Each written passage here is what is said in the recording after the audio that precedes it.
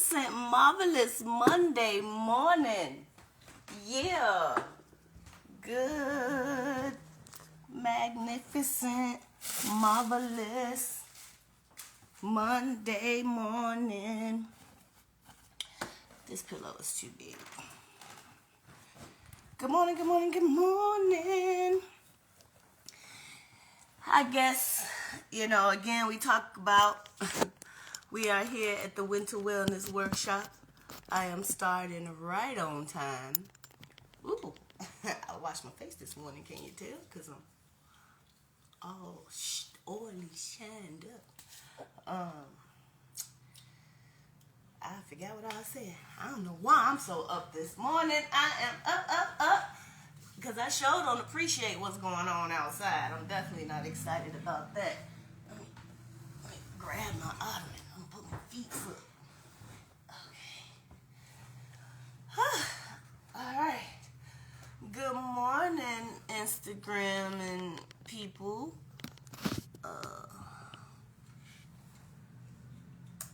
We are here on the 4th week of the Winter Wellness Workshops. I think I'll do the last couple weeks over at my other business, the Kippy. That is my not-for-profit for individual healing and community building. Then I think I might do the last 3 weeks over there. So if you don't follow me at Thug Hippie, make sure you go ahead and follow me at Thug Hippie on Instagram, because I think that's where I'm going to wrap up this workshop. So we are here on the 4th week of the Winter Wellness Workshop, and we will be talking about physical today. But just to recap real quick for people who may have just been joining us, we started off with mental. The reason for the Winter Wellness Workshop is to learn how to be still during the season, embrace what's naturally happening, the stillness of the season, and really be able to practice some good mindfulness tools for yourself during this time when there's a lot of less outside distractions. The weather is not calling you to be outside. Well, the weather don't call me to be outside. There's actually people that like the cold and the snow. I'm not one of them. I was born in the warm weather, in a warm state. I was born in California. I don't tell too many people that because I'm not proud of my LA background. But I was born in LA in the middle of the summer. I am not programmed to like the cold at all. Anyway, some people like the cold. Good for y'all. But we were talking about mental was the first week. And for mental, you want to practice curiosity. You want to practice creativity. And how do you practice curiosity? Well, be curious. There's so many people and things in the world. Be curious. Why does I don't know. I can't think of one right now for some reason, but there's tons of reasons to be curious. If you see something and be like, oh, I wonder why, da-da-da-da-da. That's curiosity. So take that I wonder why and go get your answer instead of leaving it at the I wonder why. Take the time out to go find the answer. That would feed your curiosity, and it may also feed your creativity. All right, creativity is something that has to be practiced. Some of us may have had our creativity squished because we didn't have proper support systems for whatever reason. Parents didn't like it, so you didn't think society was going to like it, or you didn't know anybody else doing it, so you judged yourself before anybody else could judge you. So many things. Find your curiosity. Find your creativity. So we went from mental to environmental. And because mental is inside that word environment, so therefore we decided that at the end of environment, the best environment and the most consistent one you got is in your head, because sometimes the environment will not reflect your successes. Sometimes the environment will not support your growth, your actual physical environment. And so the one environment that you do have that can go with you everywhere, that you have complete control over, is the environment in your head. But beyond that, making sure that your actual environment that you do live in is a place that is your sanctuary, right? So get to working on that. Turn it into a place that is your place of peace. It is your place of recharge. If there are people, pets, plants, anything disrupting that, get it together. I'm not going to say why you ain't getting it together, but whatever the thing is that's keeping you from getting it together, put on your big girl panties, whatever it is, get it together. The plants, the pets, the people in your house, so that your home can be your sanctuary, your recharging spot. If you don't have one safe space in this world, it should be your home. All right? Your safe space should be, a lot of people's safe space is their car. I done been there. You know, y'all pull up to the house and you be like, oh, shoot, the dog, the kid, the man, the girl, the whoever is in the house. Let me just grab these few minutes, and you sit outside in your car, and or sometimes you just sit there and just breathe. Because you had to go from the workplace, which is not really like, your favorite. It does what it does. It do what it do. And then you got to drive through the traffic, and you're just like, oh my God, I got to drive through all this traffic, and now you're frustrated about that. Then you pull up at the crib. Oh, now you got to think about dinner and homework and laundry if you got children or whatever. Even for yourself, oh, my kitchen dirty, I ain't got nothing to eat in the crib. And you sit out front of the house. Or maybe you got roaches or mice. Like, I've been in a crib like that. Well, I would rather have been in my car because I had such a horrible rodent problem. And so you sit in your car because you don't want to go in the house. All that to say, that ain't good. I love my house. It's hard to leave out this place. It's everything up in here. If I could bring the whole world in here, that's why I tried to work at home, so I never had to leave. Boy, I'll stay here forever. All right, so we did that, environmental, and then we went from environmental to recreational. We almost there, y'all. We almost there. We went for, dang, I only got 8 minutes. So I gotta hurry up.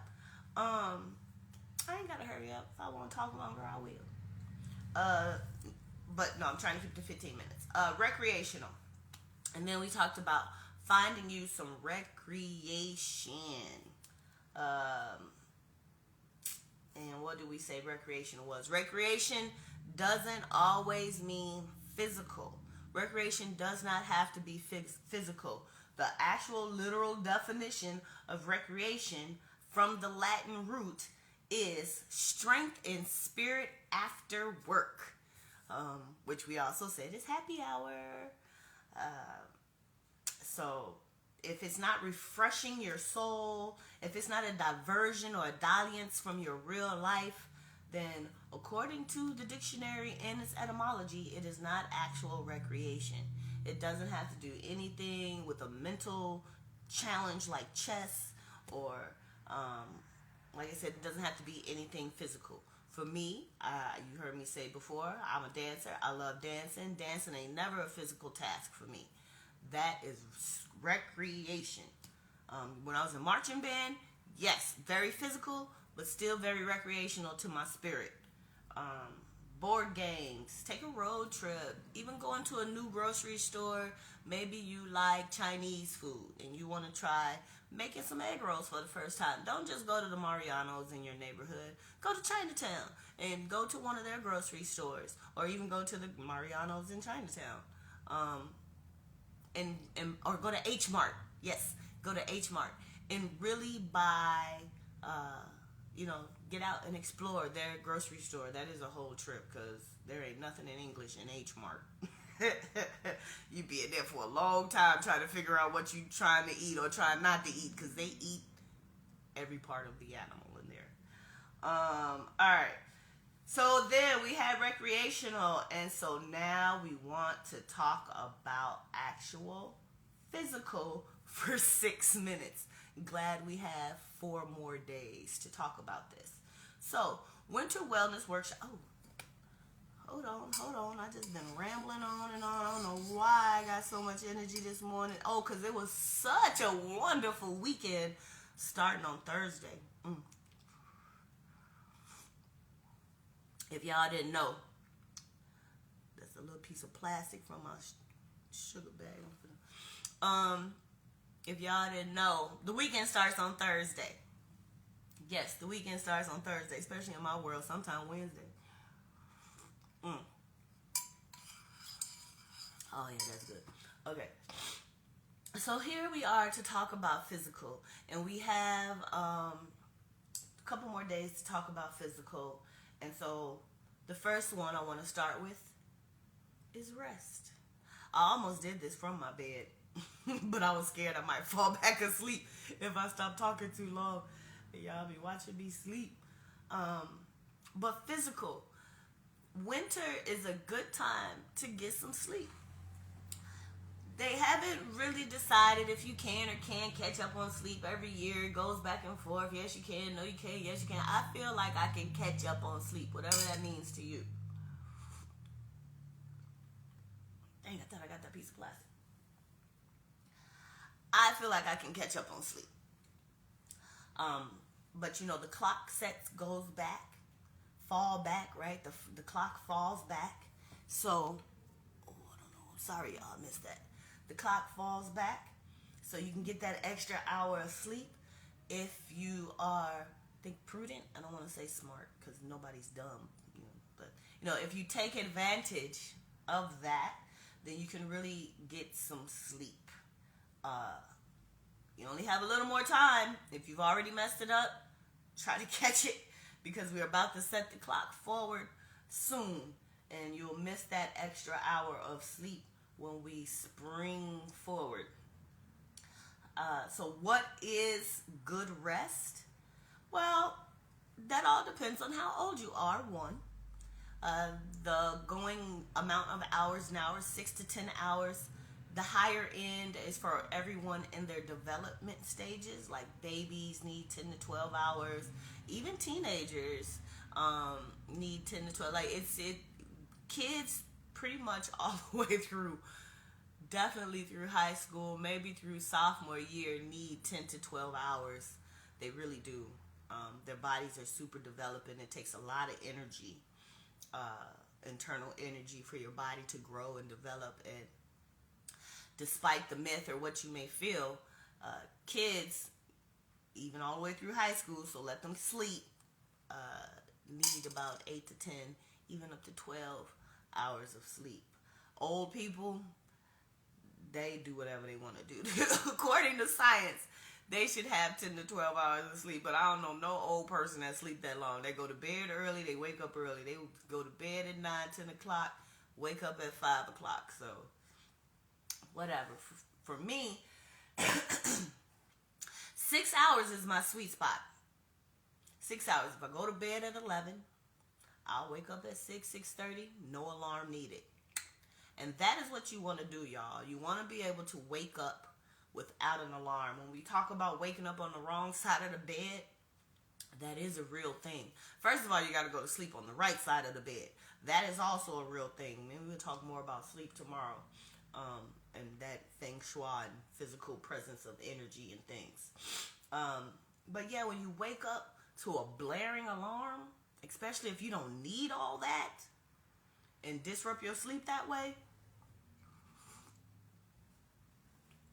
yes, you will get up on the wrong side of the bed already because that alarm will have pissed you off at the top of the day. So that you carry that right through the morning with you, especially if you have to keep going. As soon as if it blares and fire alarms or gunshots, whatever you have. I had a partner, they used the fire alarm, like the fire truck, and that thing scared the bejesus out of me. And that's how I realized there was a such thing.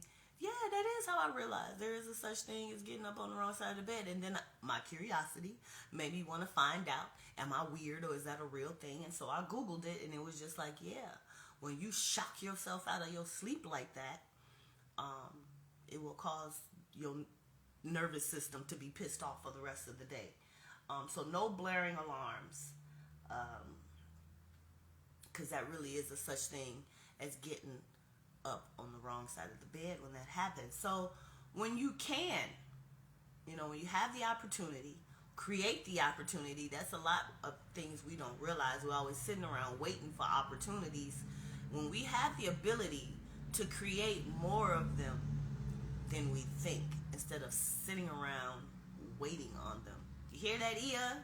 I be talking to myself, y'all. It ain't just for you. We have more ability to create the opportunities we want than sitting around waiting on them. We have the ability to make the opportunities we need instead of sitting around waiting on them. All right. Got it. That was good. Ooh, at 8:01. Perfect time to end. So, yeah. For the rest of the day, create the opportunities you need to get through the day, and create the opportunities you need to set you up for a wonderful rest of the week. And that will be taking care of your physical environment. It may be taking care of your physical person. It may allow you to get that sleep we just talked about and create that space. If not the whole house, I understand, especially if you still have to share your home with someone. I am here all by myself, so I ain't got to worry about certain things. But even if you have to just find a space in your house to create that's just yours. I do understand having children, a house full of them. It was a beautiful experience. I loved every moment of it when it was that time and that part of my life, just as much as I love and I've embraced this part of my life. So I do understand not having maybe the whole house to be your safe space, your physical space, but at least your bedroom, your office. Find somewhere that is your sanctuary, okay? Your little recharging bubble. Not the bathroom. I know we all like to go hide in the bathroom, but a real, actual your space, not your car, your man cave, your woman shed, or whatever they call it. They had another name for it. Anyway, your man cave, your woman cave, your hobbit hole. That's what I call my house, the hobbit hole. Whatever it is, go create you a safe space so we can work on getting you some actual physical rest, and a space where you can get the spiritual rest to go with it. All right, toodles. See you tomorrow morning.